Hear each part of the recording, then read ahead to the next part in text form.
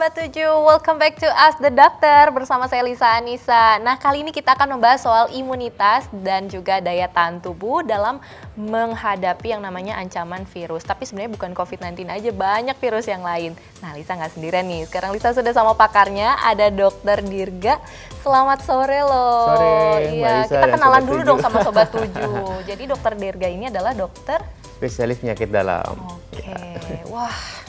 Keren banget dok, emang ini sebenarnya lagi bener-bener most wanted banget nih, banyak orang yang cari dokter spesialis penyakit dalam. Apalagi di pandemi kayak gini ya dok ya? Betul. Oke, nah kita ini mau ngomongin soal imunitas dan daya tahan tubuh ya. Sebenarnya ancaman tuh bukan dari COVID-19 aja ya dok, banyak banget sebenarnya ya. Tapi sekarang tuh masyarakat baru aware gitu, oh ini tuh penting nih buat jaga imunitas. Emang sepenting itu ya dok? Emang kalau misalnya kita udah menjaga imunitas, itu menjadi kunci kalau kita akan terhindar dari paparan COVID atau virus lainnya? Ya, imunitas tentu amat sangat penting ya, karena imunitas atau kekebalan adalah benteng pertama kita dalam menghadapi penyakit, baik itu virus, bakteri, jamur atau yang lainnya ya. Itu satu. Yang kedua, yang tidak kalah pentingnya, terutama pada masa pandemi, adalah mematuhi protokol pencegahan. Nah, jadi imunitas penting, protokol pencegahan juga penting, dua-duanya penting. Gitu. Oke, nah dok sebenarnya aku kepo juga nih, apakah setiap orang memiliki imunitas kekebalan tubuh yang sama nih dok? Karena kan kalau misalnya searching, ada yang COVID nih ya, kita bicara COVID, ada yang bisa jadi demam, ada yang enggak. Emang sebenarnya seperti apa sih dok? Sayangnya tidak ya, imunitas setiap orang berbeda-beda, dipengaruhi oleh berbagai faktor dan sifatnya dinamis. Kekebalan kita hari ini sama besok bisa beda ya. Nah, dan imunitas itu dipengaruhi oleh banyak sekali faktor ya. Misalkan satu faktor usia, dua jenis kelamin, ketiga ngerokok apa enggak, kemudian riwayat kesehatan di masa lalu, dan juga status vaksinasi. Itu salah satunya yang menyebabkan. Wah, tadi menarik banget nih. Kalau faktor usia berarti yang masih kecil atau yang sudah tua atau yang lagi di tengah-tengah nih ya dok ya, antara tua atau muda, itu berarti aman. Mana yang paling aman? Ya prinsipnya yang masih kecil banget, di bawah setahun biasanya, dan di atas 60 tahun, itu yang lebih rentan. Yang dewasa muda kayak kita-kita ini, nah itu umumnya lebih fit gitu kan. Lebih fit, oke. Nih dok, tadi juga ngebahas soal jenis kelamin. Nah ini menarik banget nih, kenapa ya datanya, kalau lihat-lihat nih, yang pasien COVID lebih banyak laki-laki. Kenapa? Maksudnya ada ke situ nggak sih dok? Ya, kalau kita lihat data secara global, memang angka harapan hidup perempuan itu lebih panjang di mana-mana ya. Karena perempuan itu umumnya lebih peduli terhadap masalah kesehatan ya. Kemudian juga dihubungkan dengan rokok, sebetulnya kan rokok itu banyak pada laki-laki daripada perempuan ya, walaupun sekarang juga perempuan banyak yang merokok gitu ya. Dan tadi juga soal COVID, betul memang laki-laki yang lebih banyak, dan COVID yang berat juga banyak terjadi pada laki-laki memang. Oh, jadi salah satunya adalah dari awareness-nya ya. Kalau perempuan lebih aware sama yang namanya menjaga daya tahan tubuh atau lebih sehat ya, tapi bukan karena genetik ya? Ada faktor itu tapi tidak dominan ya. Oh, wow, menarik sekali. Untung aku perempuan. Tapi dok, ini ngomongin soal sakit juga memang kan ancaman bukan dari virus COVID sendiri kan ya. Nah itu sebenarnya kalau tadi dokter bilang ada juga hari ini kita bisa fit, tapi besok bisa enggak, bisa imunnya turun gitu. Kenapa bisa? Apa karena faktor lingkungan kah? Atau karena faktor cuaca kah? Atau apa? Ya tadi, karena imunitas itu disusun oleh berbagai macam faktor ya. Misalkan malam ini kita kurang istirahat, 1-2 hari kurang istirahat, besok kita ngedrop ya. Atau 1-2 hari ini kita terpapar oleh berbagai macam virus, kuman, itu bisa kita buat ngedrop juga. Jadi intinya tidak ada orang yang bisa menjamin setiap hari tubuhnya selalu fit. Yang bisa kita kerjakan adalah berupaya supaya badan kita tetap fit, supaya imunitas tetap terjaga dengan baik gitu. Tapi ini ada yang menarik juga nih dok, di antaranya adalah faktor cuaca atau musim ya. Kan kalau misalnya kita lihat data, mungkin karena di awal-awal karena masih banyak ya yang terjangkit, tapi ada pengaruhnya nggak sih? Karena kita sudah masuk ke musim hujan nih dok. Ya. Takutnya karena orang-orang stigmanya, wah kalau musim hujan tuh musimnya penyakit. Nah itu kenapa ya? Ada kata-kata seperti itu gitu. Kalau kemarau tuh kayaknya santai-santai aja gitu. Ya, memang pada perubahan cuaca seperti ini ya, nanti kita masuk musim penghujan, betul berbagai penyakit infeksi biasanya lebih sering terjadi. Salah satu dugaannya karena kalau musim hujan atau musim dingin, orang-orang tuh lebih banyak berkumpul biasanya, lebih sering berkumpul gitu ya, jadi lebih gampang menularkan penyakit.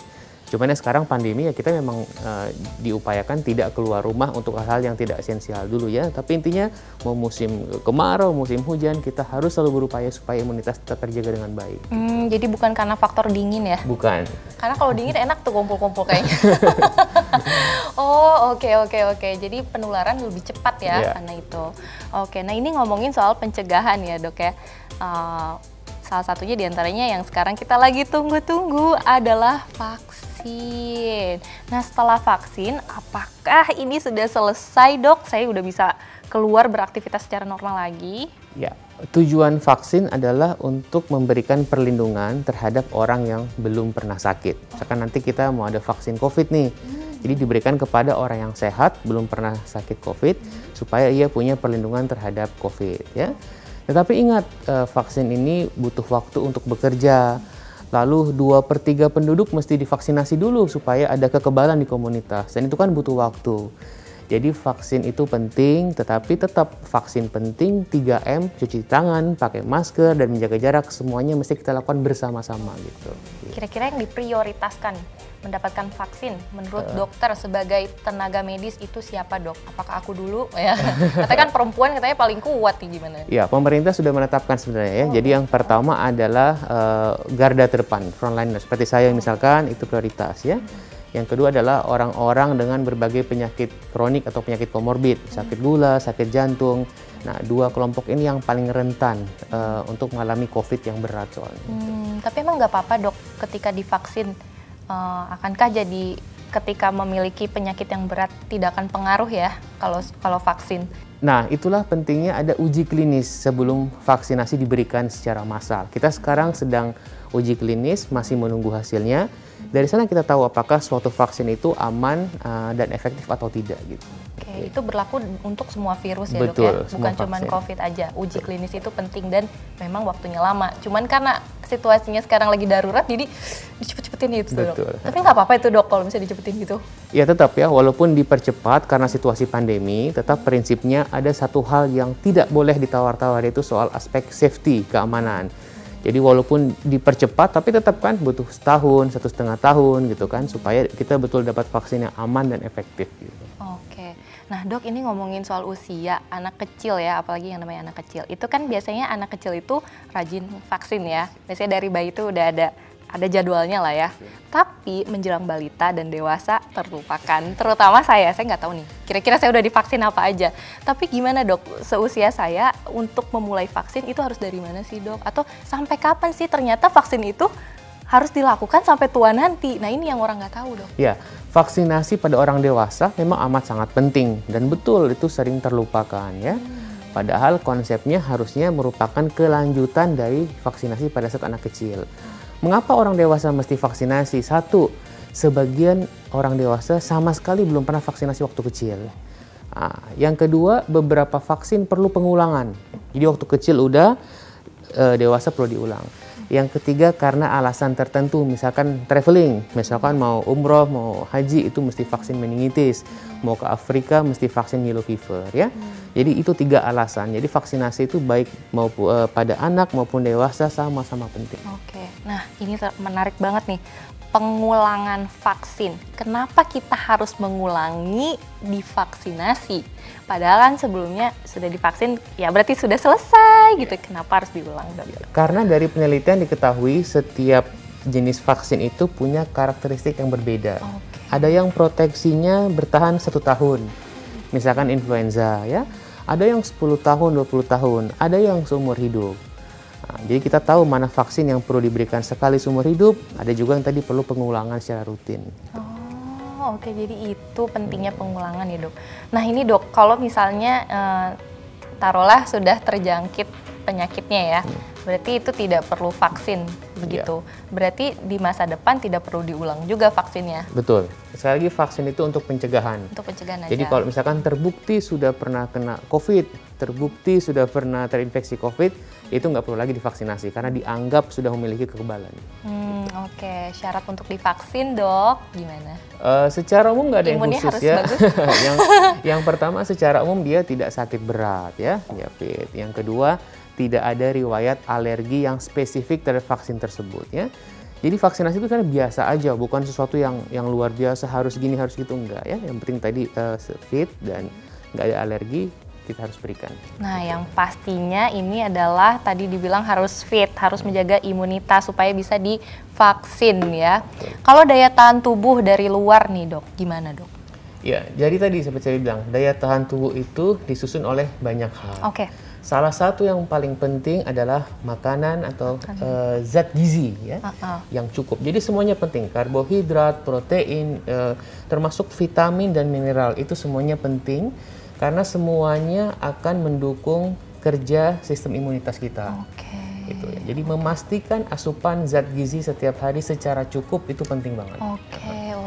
Tadi bahas juga soal vitamin C. Kira-kira yang bagus, Dok, didapetinnya dari mana ya? Vitamin yang penting misalkan adalah vitamin C dan vitamin D untuk kerja sistem imunitas kita. Mineral yang penting tadi sudah disebutkan itu zinc ya. Vitamin C sebenarnya banyak pada buah-buahan ya, misalkan ada jeruk, ada elderberry ya apapun yang sumbernya bagus itu dapat dikonsumsi. Gitu. Nah, Dok, bisa dijelasin nggak sih, Dok, apa sih manfaatnya vitamin C dan zinc di dalam tubuh kita? Apakah menjadi sistem yang bisa membantu sel kita untuk memerangi virus atau seperti apa sih, Dok, peranan pentingnya? Tadi kita bicara tentang sistem imunitas. Nah, sistem ini punya pasukan. Mungkin pernah dengar ada limfosit, ada leukosit, ya, ada sel T, ada sel B, ada antibodi. Nah, itu tadi supaya masing-masing pasukan tadi fungsinya bagus, kerjanya baik, maka dia butuh kecukupan vitamin C dan zinc tadi itu. Gitu. Wah, ternyata berperan penting banget ya di dalam tubuh itu ya, Dok ya. Wah, dari penjelasan dokter tadi, wah cukup clear banget nih. Selain dari dalam, kita juga harus menyiapkan amunisi dari luar. Nah, aku udah siapin nih amunisinya. Nah, ini dia amunisi keluarga Indonesia Sobat 7, Amunizer. Minuman kesehatan dalam bentuk serbuk effervescent yang memiliki 3 keunggulan. Pertama, untuk menjaga imunitas tubuh karena gabungan 1000 mg vitamin C dan zinc. Yang kedua, mempunyai antioksidan kuat yang berasal dari buah elderberry yang ternyata memiliki kandungan vitamin C lebih banyak dibandingkan buah jeruk. Yang ketiga, mempunyai antivirus herbal yang berasal dari Lonicera, Forsythia, dan Phyllanthus yang sudah lama dikenal sebagai antivirus herbal untuk menjaga daya tahan tubuh secara maksimal. Cara buatnya mudah banget. Nih, aku kasih tahu ya. Pertama, tuang Amunizer ke dalam gelas. Masukkan es batu, lalu tuang air sebanyak 200 ml. Jadi deh. Wah, rasa anggurnya segar banget. Amunizer tersedia di apotek, toko obat, Indomaret, dan Alfamart terdekat. Selain itu, Amunizer juga bisa didapatkan di Enesis Official Store di berbagai e-commerce loh. Oh ya, jangan lupa follow juga sosial medianya Amunizer di Facebook @Amunizer dan di Instagram @AmunizerIndonesia. Karena Amunizer sedang ada program Amunizer untuk daya tahan tubuh. Jadi Amunizer akan membagikan produk Amunizer untuk pasien COVID-19 yang sedang menjalani isolasi mandiri. Tapi syarat dan ketentuan berlaku ya. Amunizer, menjaga daya tahan tubuh secara maksimal. Oke, Dok, ini kayaknya pertahanan sudah ya. Tapi ada tips dan saran nggak sih, Dok, buat Lisa dan juga Sobat 7 untuk menjaga imunitas dan daya tahan tubuh di musim penghujan saat ini supaya nanti kedepannya kita masih tetap fit gitu, Dok? Ya, kita harus ingat bahwa sebentar lagi musim hujan ya. Dan yang kedua, pandemi mungkin masih akan beberapa waktu ke depan lagi ya.